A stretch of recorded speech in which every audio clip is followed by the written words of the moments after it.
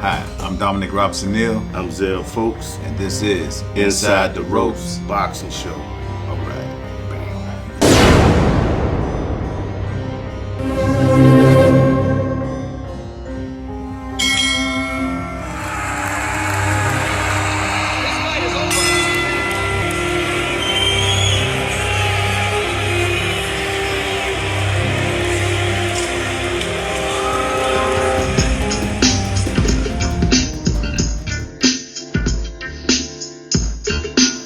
Hi, I'm Dominic Robson-Neal. We have another exciting episode of Inside the Ropes.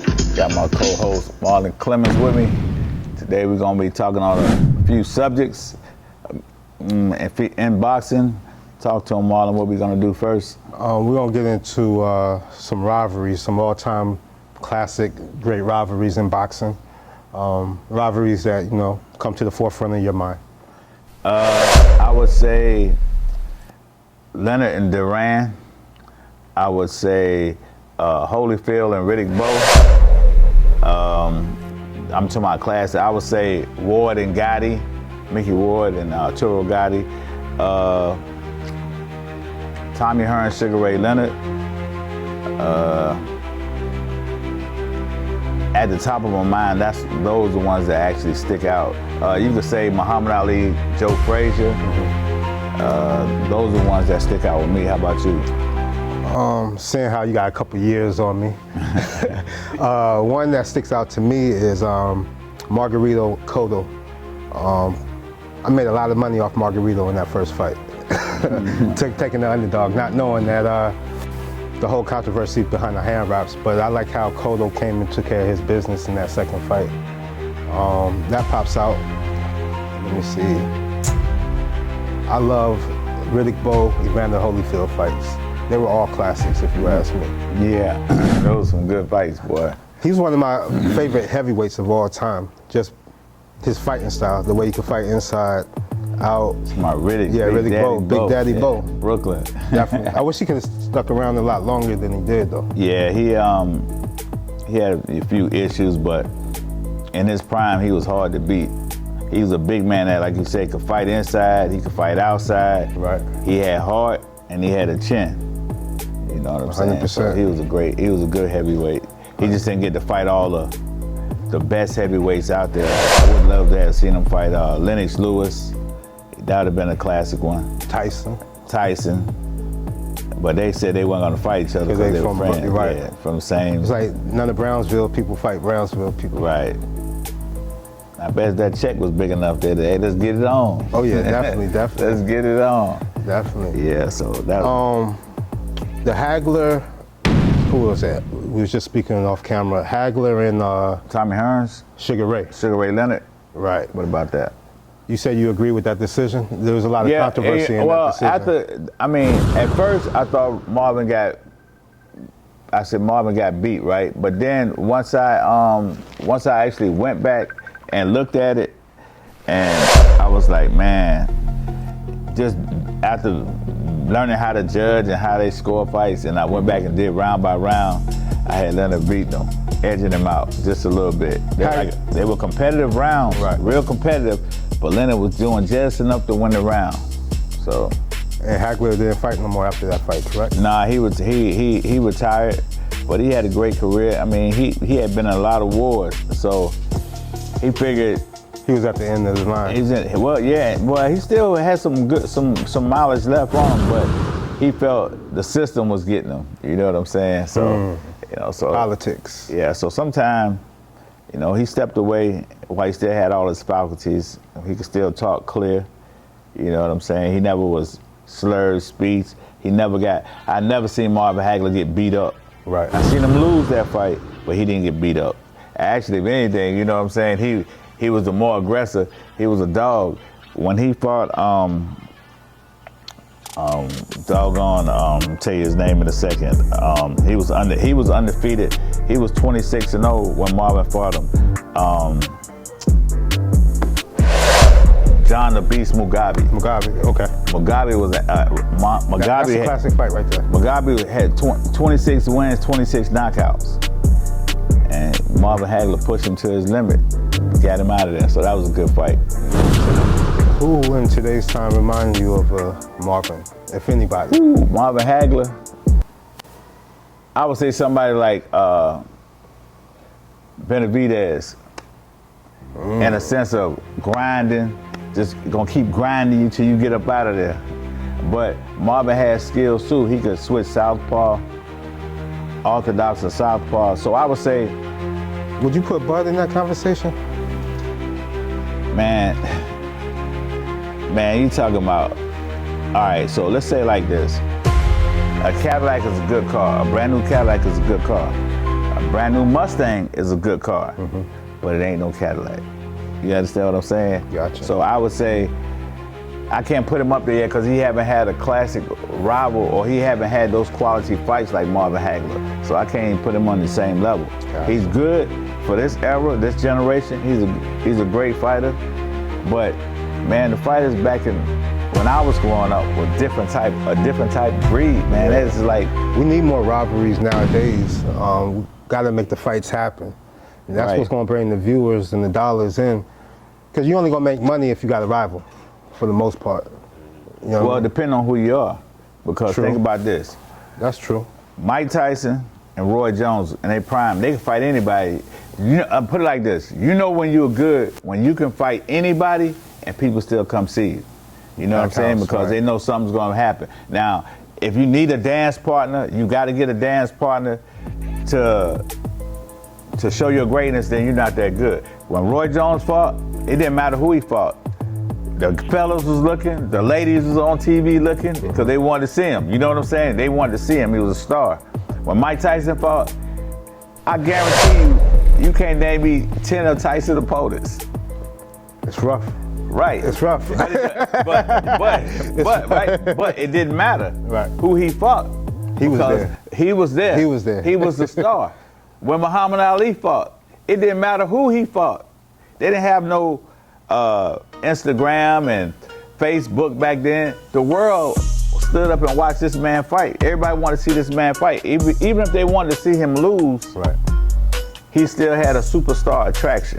You know what I'm saying? So when you get on that level, like I said, Roy, Tyson, in my prime, in my lifetime, I've seen Roy like that, Tyson like that, probably Sugar Ray Leonard too. It didn't matter who he fought. They coming to see you. And when you get like that, you're a superstar. You know what I'm saying? So. What rivalries would you like to see made out of today's fighters? If you could make the fights. Well, they got Better Beef and Bivol. They getting ready to fight. Yeah, I think that's going to be 2 fights, maybe 3 fights. Right. I would like to see Canelo Benavidez, if they could get that. I would like to see Crawford. Go ahead and say it. I ain't gonna Go ahead and say Spence, but Nah, Boots. I like to see. Boots. Oh, I wasn't even thinking. Honestly, Oh. I swear on everything. I was thinking about Canelo. I wasn't thinking about Boots. I don't like Man, that Boots fight. I not don't really. like that Listen, fight. man, Boots not really a star. Yeah, urban guys know him. We know him. But you go out there, ask 2 white guys out there right now. They say, you know Boots Enos? I'm not going to say he's a star, but I think that term gets thrown out there He's too not- much he's now. not a mega- He's got potential to be a Correct. superstar. He has the potential to be a star. He has what it takes. But he ain't no Roy Jones.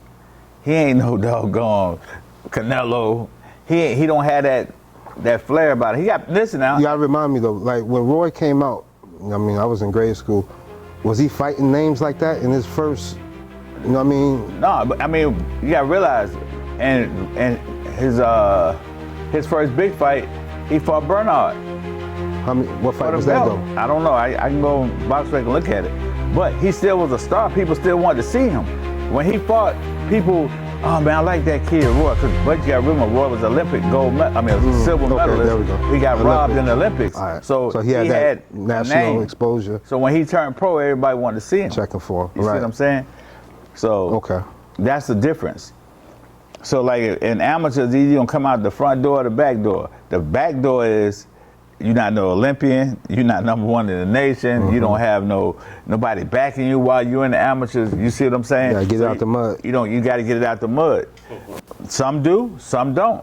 But then you got people come through the front door, the Olympic gold medalists, silver medalists, or whatever, somebody gonna sign you right off. You understand what I'm saying? But guys, let's say guys out of our gym, so far, we've had to get it out the mud. Nobody just signing them right off. So you got to work till you get signed. You understand what I'm saying? Right. Just like look how long it took Dre to get signed. You know what I'm saying? But he finally got signed, but he had 20 fights. But see, so I'm not trying to do that with the rest of them. I want to try to get them, about 10 fights. Hey, let's go. We fight. Right. You know what I'm saying? So with the Olympics up in the air for 2028, you think promoters is just looking? Man, listen, promoters ain't even looking at Olympians no more.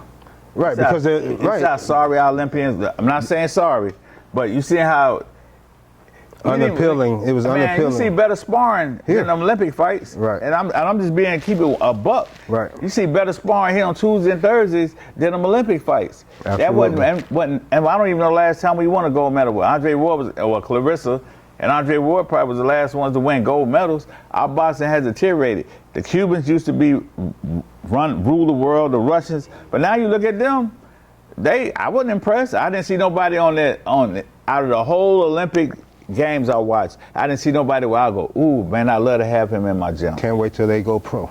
Right, yeah, I can't wait to see him in the pros. You know what I'm saying? So the times have changed and the quality of the fighters have changed too, just keeping it a buck.